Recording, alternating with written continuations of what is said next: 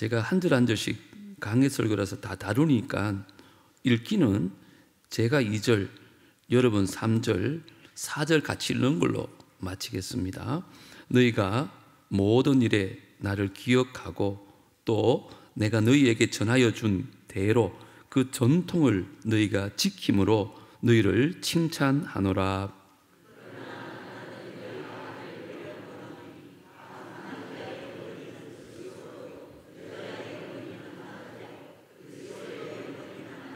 다 같이요. 무릇 남자로서 머리에 무엇을 쓰고 기도나 예언을 하는 자는 그 머리를 욕되게 하는 것이요. 아멘. 여러분, 고린도서는 고린도 교회 안에 있는 여러 가지 문제에 대해서 사도 바울이 말씀으로 그 문제에 대한 해답을 주고 있는 책입니다. 오늘부터 살펴볼 11장과 12장은 특별히 교회 안에 예배에 대해서 일어나는 문제들을 다루고 있습니다. 오늘 본문은 그 첫 번째 문제였던 예배 중에 여성도들이 두건을 서야 되나 말아야 대한 이야기입니다. 마치 지금도 중동의 풍습처럼 그 당시 고린도 지역의 여자들은요, 머리에 수건을 쓰지 않고는 거리에 나갈 수가 없었습니다. 그래서 미혼 여성들은 거의 다 집에 있고 바깥에 출입을 잘 안 했습니다. 그리고 기혼 여성들도 밖에 나갈 때는 머리끝부터 발끝까지 다 가리고 나갔어야 했습니다.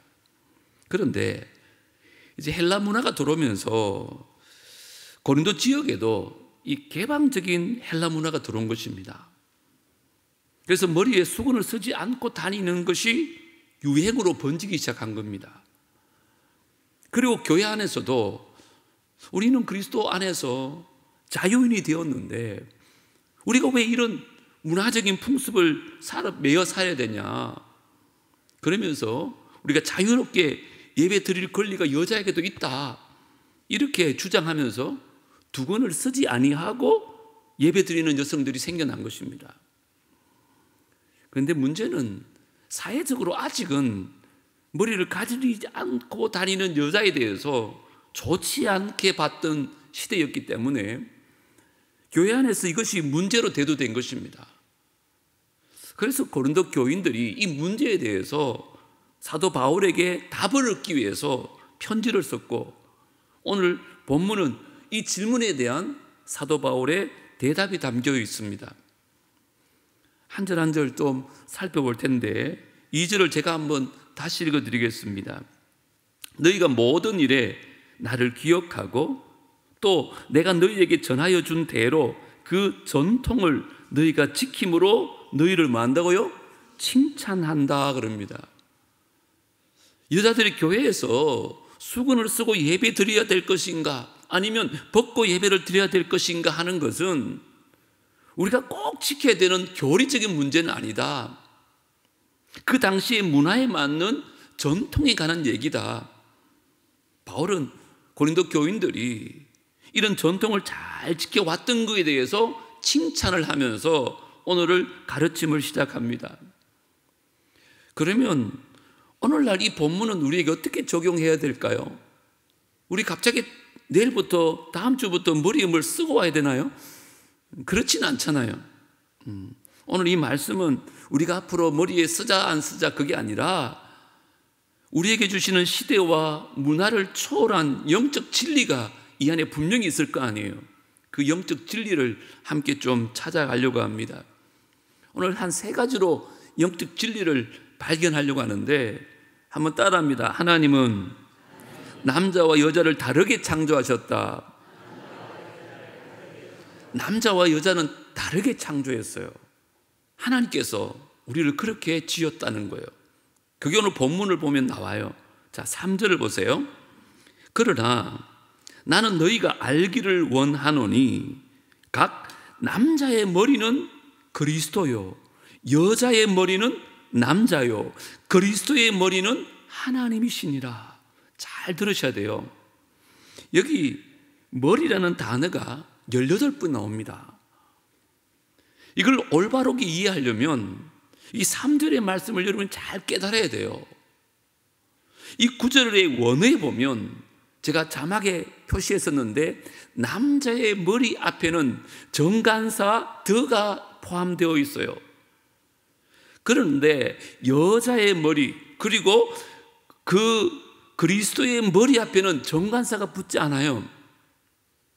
이게 뭘 의미하냐면 남자의 머리가 그리스도라고 할 때는 그 머리는 예수님께서 우리보다 훨씬 월등하고 근위가 높으신 권세의 상징을 일컫는 단어예요. 그러나 여자의 머리가 남자요, 또 그리스도의 머리가 하나님이시라 할 때는 그게 권세를 상징하는 의미가 아니에요. 이것은 우리가 어디서 나왔는가, 근원과 원천에 관한 얘기를 하는 거예요. 그래서 정간사가 붙지 않아요. 쉽게 좀 말씀드리면 예수 그리스도는 남자들뿐 아니라 모든 사람들을 주인으로 또 왕으로 섬겨야 될 우리의 하나님이세요. 그런데 여자가 남자를 섬긴다 할 때는 여자는 종이 되어서 남자를 왕으로 섬긴다는 뜻이 아니고 여자가 남자에게서 나왔다, 그 권원에 대한 의미를 말하는 거예요. 그리고 그리스도의 머리가 하나님이시라고 얘기할 때도 마찬가지입니다. 예수님은 본래 하나님과 동등된 분이세요. 하지만 하나님의 뜻을 이루기 위해서 자신을 낮추셨잖아요. 그래서 겸손한 마음으로 하나님의 뜻을 십자가에서 다 순종하셨잖아요. 그런 의미에서 모든 성도들이 예수님을 섬기는 자세와 또 여자들이 남자를 섬기는 자세의 차이를 지금 이야기하는 거예요. 다시 말씀드립니다. 아내들이 남편을 섬기는 것은 남편의 종이 되어서 남편을 왕처럼 모시는 게 아니에요. 예수님께서 만민의 구원을 위해서 자신을 스스로 낮추시고 하나님의 뜻을 이루기 위해서 모든 것을 끝까지 감당하신 그 마음으로 남편을 섬기라고 얘기하고 있는 거예요. 원어로 보면 여기 4절부터 6절 한번 보십시오. 교회에서 예배 드릴 때 이 진리가 어떻게 적용되어지는지 그렇게 잘 보면 가르쳐줘요. 무릇 남자로서 머리에 무엇을 쓰고 기도나 예언을 하는 자는 그 머리를 뭐 한다고요? 욕되게 하는 것이래요. 남자는 절대 쓰면 안 돼요. 그런데 무릇 여자로서 머리에 쓴 것을 벗고 기도하거나 예언을 하는 자는 그 머리를 뭐요? 욕되게 하는 것이래요. 왜요? 이는 머리를 민 것과 다름이 없음이라. 만일 여자가 머리를 가리지 않거든 깎을 것이요, 만일 깎거나 미는 것이 여자에게 부끄러움이 되거든 가릴지니라. 이렇게 말해요. 좀 어렵죠, 여러분? 자, 보세요. 교회에서 기도하거나 예언할 때 남자는 머리에 무엇을 쓰지 말고 또 여자는 무엇을 써야 한다는 거예요. 여기서 기도는 공예배의 대표 기도를 의미하는 것이고요, 여기 예언은 말씀 선포하는 것을 의미해요. 자, 그런 의미에서 먼저 우리가 깨달아야 될 게 뭐냐, 그 당시에 이미 여자들은요 사실 아주 낮은 천한 존재였거든요. 그런데 희한하게도 고린도 교회는요 여자들이 대중들 앞에서 대표 기도도 하고 예언도 하고 말씀을 전하는 것이 허락되어졌어요. 놀랍죠? 아주 개혁적이고 획기적인 역사가 고린도 교회 안에 일어나고 있었던 거죠. 단지 유일한 조건이 있는데 여자들은 반드시 머리에 무엇을 쓰고 그 사역을 감당하라는 거예요. 자, 당시에 머리에 무엇을 쓴다는 것은 과연 무슨 뜻인가? 잘 들으세요. 그것은 그 사람이 누구의 권세 아래에 있다는 것을 의미하는 거예요. 머리에 뭘 쓴다는 것은 그 사람이 누군가의 권세 아래에 있다는 거예요. 자, 그러면 남자가 머리에 아무것도 쓰지 말라 그랬잖아요. 그러면 남자의 머리가 누구라 그랬어요? 예수님이라 그랬잖아요. 남자의 머리를 상징하는 예수님은 어느 누구의 권세 아래 있지 않아요. 그렇기 때문에 남자는 머리에 뭘 쓰면 안 돼요. 그런데 여자는 왜 써야 되느냐? 여자의 머리가 상징하는 남자는 이 예수님의 권세 아래 있잖아요. 그리고 이 여자도 또한 남편의 권위와 보호 아래 있음을 표현하는 겸손의 표시가 바로 머리에 뭘 쓰는 거예요. 그래서 머리에 뭘 썼다는 것은 이 사람은 누구의 권세 아래 있다는 뜻이에요. 자, 7절 같이 한번 읽어볼까요? 시작. 남자는 하나님의 형상과 영광이니 그 머리를 마땅히 가리지 않거니와 여자는 남자의 영광이니라. 이 말 들어보면 꼭 남자만 하나님의 영광을 위해서 하나님의 형상대로 지원받았던 것처럼 들릴 수가 있어요. 그런데 그것은 사실이 아닙니다. 창세기 1장 27절에 보면 분명히 남자와 여자가 동등되게 하나님의 형상으로 다 지음을 받았어요. 그러면 남자가 하나님의 형상이고 영광이며 여자는 남자의 영광이란 말이 무슨 뜻일까요? 이 말은 하나님께서 남자에게 한 가정의 리더가 되는 권한을 주셨기 때문에 그 남자의 자신의 본분을 다할 때 그 권한을 주신 하나님께 영광이 되어진다, 이런 말이에요. 다시 설명드릴까요? 남자 여자는 동등되게 지원받았어요. 그런데 하나님께서 남자에게는 한 가정의 리더가 되게 하신 거예요. 남자가 그 일을 잘 감당하면 그것이 하나님께 영광이 된다, 그 뜻이에요. 그리고 여인은 그 남편의 권위와 보호 아래 있기 때문에 아내가 하나님 뜻대로 살 때 그 남편에게 영광이 된다. 지금 그 말을 하고 있는 거예요. 자, 그러면 여러분 가운데 아니 그런데 왜 여자가 남편의 권위 아래에 살아야 됩니까? 이렇게 의문을 가질 수 있잖아요. 그 당시에는 그런 생각 아무도 안 했을 터인데 요즘은 마땅히 그런 생각이 들잖아요. 왜 남편 아래 여자가 있어야 될까? 8절로부터 10절을 보면 잘 설명해요. 남자가 뭐요? 여자에게서 난 것이 아니래요. 여자가 남자에게서 났으며 또 남자가 여자를 위하여 지음받지 아니하고 여자가 남자를 위하여 지음을 받은 것이니 그러므로 여자는 천사들로 말미암아 권세 아래에 있는 표를 그 머리 위에 둘지니라. 머리에 두근을 쓰는 이유가 뭔가? 남편의 권위 아래 살아야 된다는 거예요. 여러분, 남편이 똑똑해서가 아닙니다. 하나님의 창조의 질서가 그렇다는 거예요. 하나님께서 남자를 먼저 창조하셨고 또한 여자는 남자를 돕는 배필로 주셨기 때문이라는 거예요. 그래서 히브리서 기자가 얘기하는 것처럼 천사가 사람을 섬기기 위해서 창조된 것처럼 여자는 남편을 섬기기 위해서 창조되어졌다, 이렇게 말하는 거죠. 기분 나쁘십니까? 하나님 우리를 지었었어요. 그렇게 쟤한테 뭐라 그러지 마세요. 창세기 2장 18절 여자들 마음 읽어볼까요? 시작. 여호와 하나님이 이르시되 사람이 혼자 사는 것이 좋지 아니하니 내가 그를 위하여 돕는 배필을 지으리라 하시니라. 남자와 여자는 동등된 존재예요.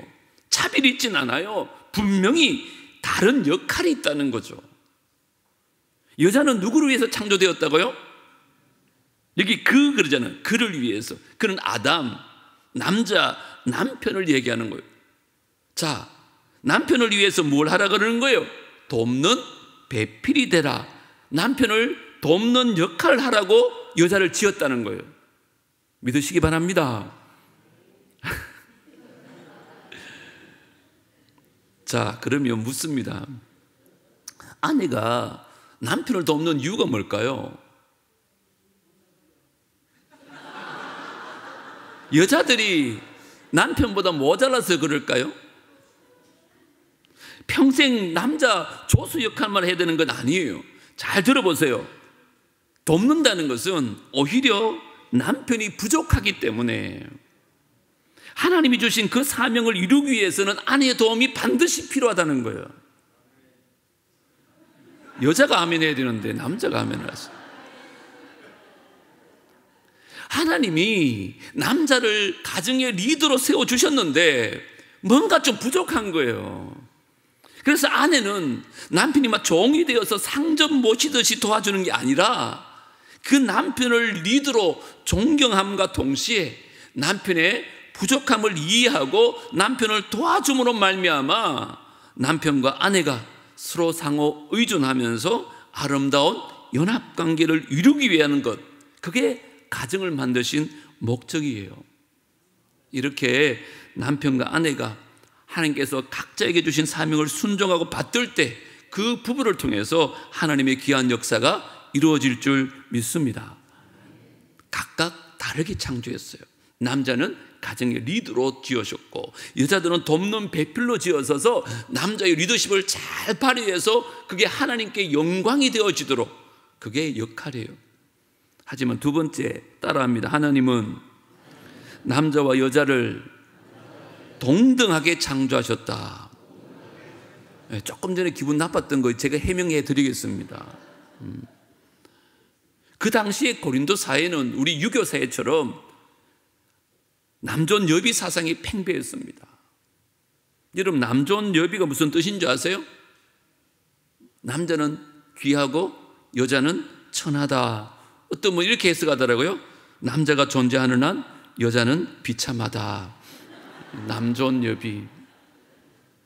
아무튼 하나님은 이 고린도 교회 교인들이 오늘의 말씀을 듣고 남자가 여자보다 더 우월하다는 오해를 하지 않도록 11절과 12절에 분명히 말하고 있어요.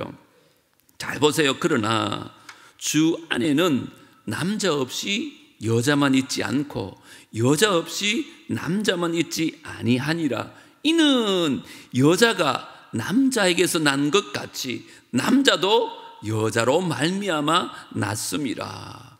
그리고 모든 것은 뭐요? 하나님에게서 났느니라. 이 말씀은요, 남자 없이 여자가 있을 수 없듯이 여자 없이 남자도 있을 수 없다는 것이에요.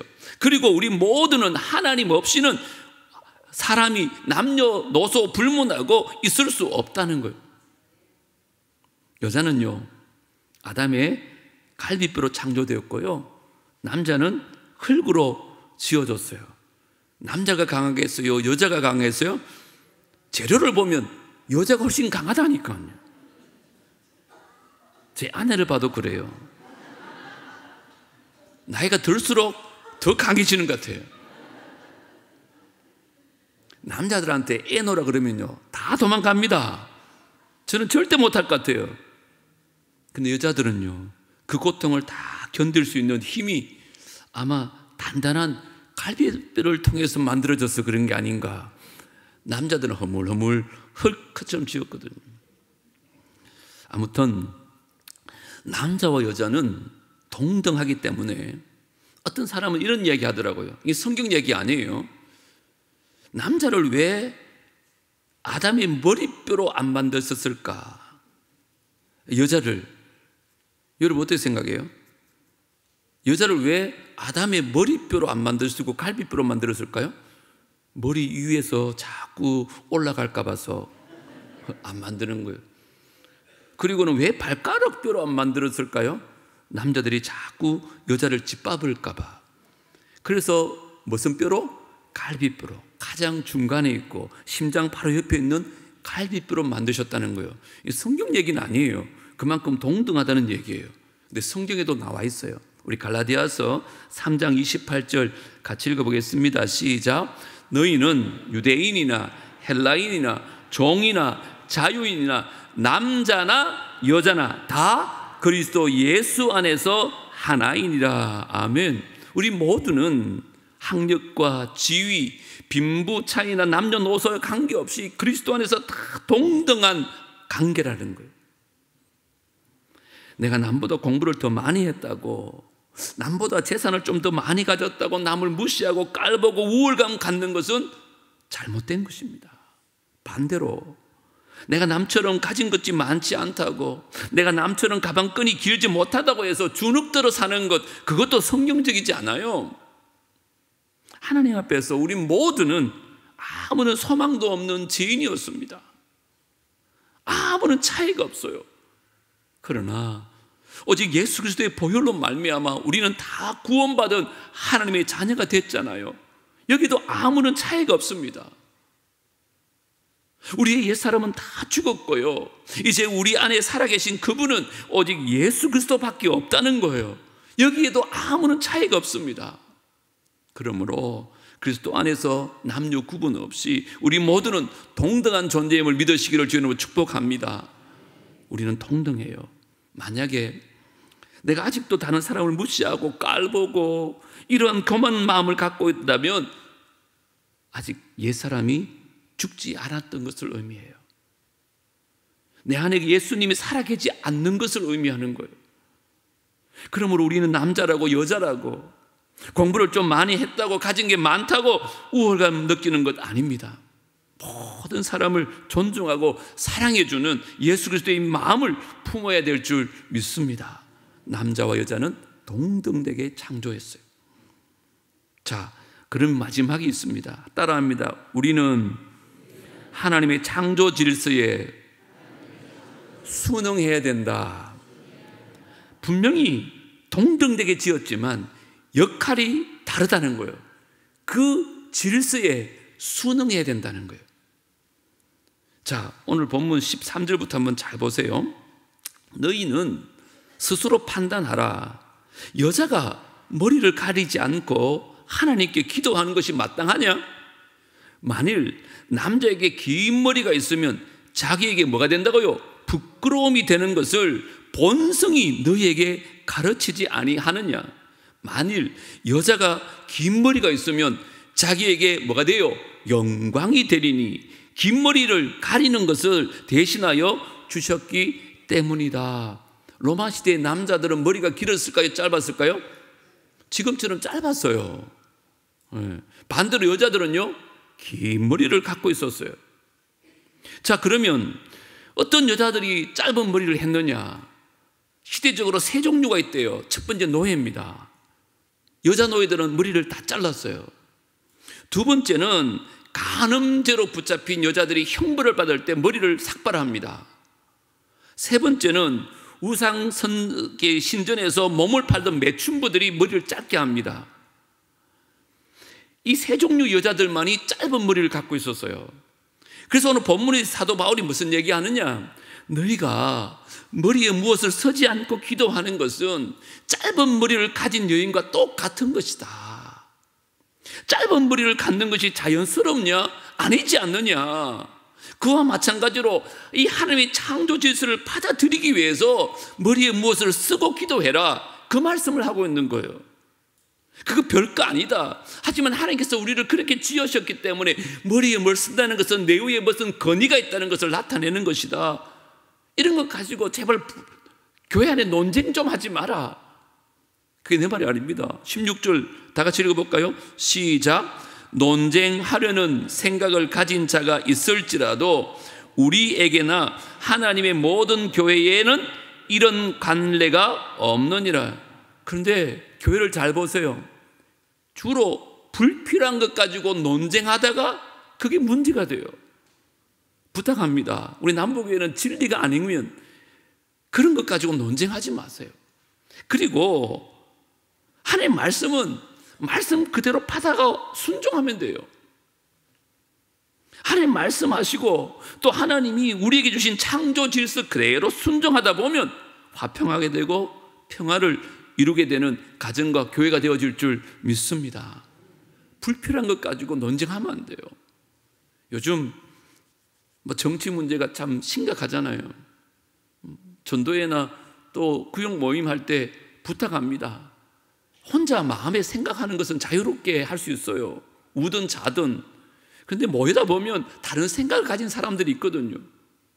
오히려 그런 것 때문에 싸워요, 여러분.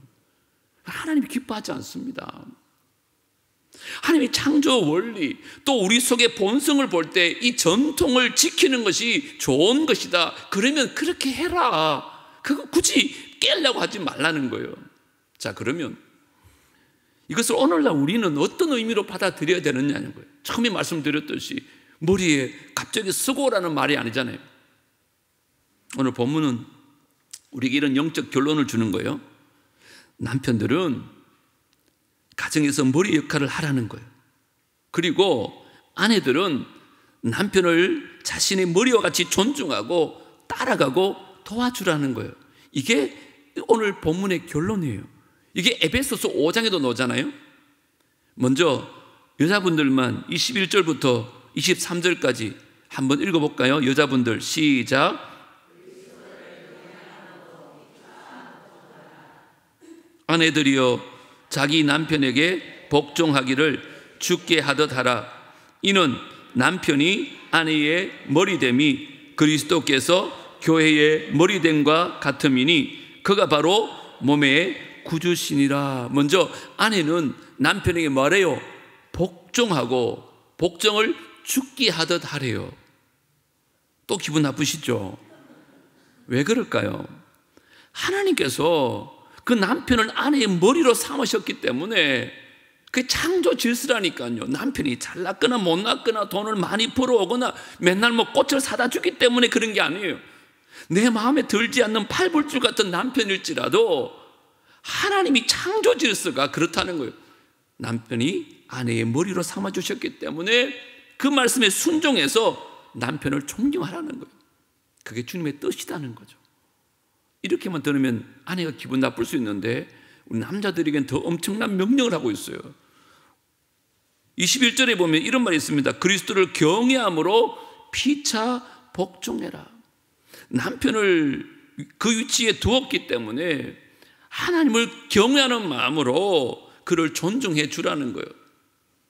남편이 훌륭한 가정의 리더가 될 수 있도록 그가 좀 부족하더라도 아내들이 남편을 좀 도와주라는 거예요. 서로 내 마음이 좀 들지 않는다 할지라도 너무 바가지 끌지 말라는 거예요. 늘 남편을 격려하고 존중해주고 순종하다 보면 그 남편이 그 하나님의 영광을 위해서 창조된 것처럼 리더십을 발휘할 수 있다는 거예요. 바보 온달과 평강공주 이야기 알잖아요. 바보 온달이 바보로 끝날 인생인데 평강공주를 만나가지고 큰 장군이 되는 것처럼 아내들이 남편에게 하면 남편이 그런 역할을 할 수 있다는 거죠. 자, 남자들 어떻게 하면 좋겠어요? 에베소서 5장 25절부터 28절 남자들만 큰 소리를 읽습니다. 시작. 남편들아, 잘 안 들리는데 시작. 남편들아 아내 사랑하기를 그리스도께서 교회를 사랑하시고 그 교회를 위하여 자신을 주심같이 하라. 예수님이 교회를 위하여 십자가에서 자기 목숨을 내놓으신 것처럼 우리 남편들은 아내와 가정을 그렇게 사랑해야 된다는 거예요. 그런데 한번 물어보겠습니다. 남자들, 아내를 위해서 죽을 수 있는 기회가 우리에게 그렇게 있을까요? 둘이 길을 가다가 차가 갑자기 막 끼어들어가지고 아내를 막 미치고 멋있게 자기가 장렬히 죽을 수 있는 기회가 있을까요? 잘 없을걸요. 아내가 갑자기 심장마비 그러면 여보 내 심장 꺼내줄게. 그런 기회가 별로 오지 않는다는 거예요. 자, 그러면 오늘 이 말씀을 어떻게 실천해야 될까요? 아내를 위해서 죽으라는데. 저는 이렇게 정의하고 싶어요. 매일매일 작은 일에서 내가 원하는 것을 포기하는 것. 뭐라고요? 작은 일에서 내가 원하는 것을 포기하는 것. 아내의 행복을 위해서 내가 원하는 것을 내려놓는 것. 그게 바로 아내를 위해서 죽는 남편의 모습이라는 거예요. 일이 끝나고 너무너무 피곤해요. 집에 가서 좀 쉬면서 프로야구 중계를 보고 싶은데 아내가 갑자기 여보 설거지 좀 도와주실래요 하면 막 못 들은 채가 TV 볼륨 높이는 게 아니고 아내의 행복을 위해서 내가 보고 싶은 TV를 끌 수 있는 남자.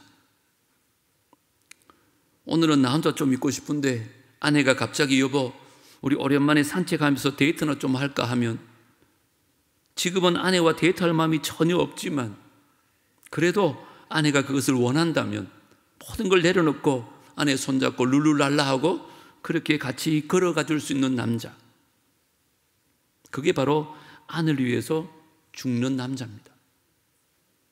작은 일에 내가 원하는 것을 내려놓고 포기하고 아내의 행복을 위해서 희생할 수 있는 남자, 그가 바로 아내를 위해서 죽는 남자라는 거예요.